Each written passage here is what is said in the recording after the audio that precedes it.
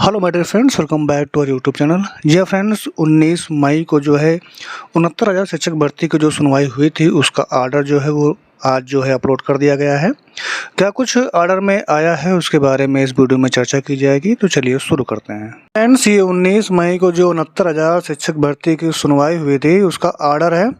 आप लोग इसको यहाँ पे देख सकते हैं। मैं इसको जो है हिंदी सरल भाषा में इसको समझाने का पूरा प्रयास करूँगा आप लोगों को। जी हाँ साथियों, कोर्ट में सुनवाई के दौरान उत्तर प्रदेश सरकार की तरफ से जो है अतिरिक्त solicitor general Aishwarya Bhati ma'am ने बताया कि राज्य सरकार इस मामले की विशेष परिस्थितियों को देखते हुए उन उम्मीदवारों की नियुक्ति पर विचार करने के लिए तैयार है जिनका नाम हाई कोर्ट के 13 अगस्त 2024 के फैसले के अनुसार दोबारा तैयार की जाने वाली चयन सूची यानी रीड्रॉन सिलेक्ट लिस्ट में आ सकता है। लेकिन इसके साथ कुछ शर्तें भी रखी गई हैं। पहली शर्त यह है कि संबंधित पदों पर रिक्तियां यानी खाली सीटें मौजूद होनी चाहिए।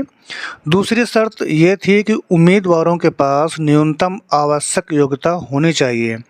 और तीसरी महत्वपूर्ण बात यह है कि सुप्रीम कोर्ट ने साफ कहा है कि इस मामले में जो कदम उठाया जा रहा है उसे भविष्य के मामलों में मिसाल यानी प्रेसिडेंट नहीं माना जाएगा। इसके बाद सुप्रीम कोर्ट ने उत्तर प्रदेश सरकार के इस फैसले की सराहना की है और पूरी प्रक्रिया पूरी करने के लिए 6 हफ्ते का समय दिया है। कोर्ट ने यह भी कहा है कि अगले तारीख पर राज्य सरकार एक स्टेटस रिपोर्ट पेश करेगी ताकि यह बताया जा सके कि प्रक्रिया कहां तक पहुंची है। अब इस मामले की अगली सुनवाई 21 जुलाई 2026 को नियमित बेंच के सामने होगी। साथ ही कोर्ट ने स्पष्ट किया है कि यह स्पेशल लीव पिटीशन और उनसे जुड़ी आवेदन अभी पार्ट हर्ड नहीं मानी जाएगी, यानी मामला अभी अंतिम सुनवाई के चरण में नहीं पहुंचा है। सरल शब्दों में समझे तो सुप्रीम कोर्ट ने फिलहाल उत्तर प्रदेश सरकार को मौका दिया है कि वह संशोधित चयन सूची के आधार पर योग्य अभ्यर्थियों की नियुक्ति पर विचार करे, लेकिन यह फैसला केवल इस विशेष मामले तक ही सीमित रहेगा। तो साथियों, सीधे तौर पर देखें तो यहाँ पे जो ये आदेश आया है तो इसमें पहले जो है नई सूची तैयार की जाएगी, उसके बाद में फिर देखा जाएगा कि कितनी सीटें खाली हैं और उन खाली सीटों पे जो है जो भी उम्मीदवार है वो योग्यता पूरी करते हैं नहीं पूरी करते हैं, इस पर जो है विचार किया जाएगा और उसके बाद में ही जो सरकार है उस पर नियुक्ति का फैसला करेगी।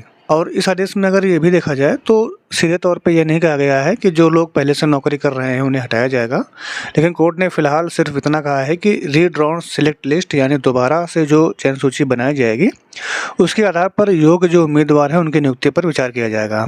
अब यहाँ पे 2 संभावनाएँ बनती हैं कि अगर जो नई सूची बनती है उसमें जो पहले से जो कार्यरत शिक्षक हैं अगर उनका नाम आता है तो उनकी स्थिति सुरक्षित रह सकती है, लेकिन अगर किसी का नाम नई सूची में नहीं आता है तब यहाँ पे मामला संवेदनशील हो सकता है।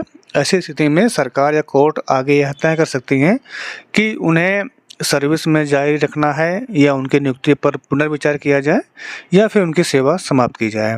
हालांकि अभी इस आदेश को अगर देखा जाए तो इसमें किसी की नौकरी ख़त्म करने का ऐसा कोई निर्देश नहीं दिया गया है, क्योंकि एक और महत्वपूर्ण बात इसमें कही गई है कि सुप्रीम कोर्ट ने कहा है कि एग्जिस्टिंग वैकेंसी शब्द का इस्तेमाल किया है। इसका मतलब यह भी निकलता है कि सरकार पहले खाली पदों पर नए सूची के उम्मीदवारों को समायोजित करने की कोशिश कर सकती है बिना तुरंत मौजूदा कर्मचारियों को हटाए। तो अब जो है 21 जुलाई को जो इसके नेक्स्ट हियरिंग होगी तो वहाँ पे सारी चीज़ें और स्पष्ट हो जाएंगी। तो आज की वीडियो में बस इतना ही। बाकी इस वीडियो को लाइक कमेंट शेयर कर दीजिएगा। बाकी कोई अगर डाउट्स आपका है तो कमेंट बॉक्स में पूछिएगा। मिलते हैं फिर एक नेक्स्ट अपडेट में। धन्यवाद।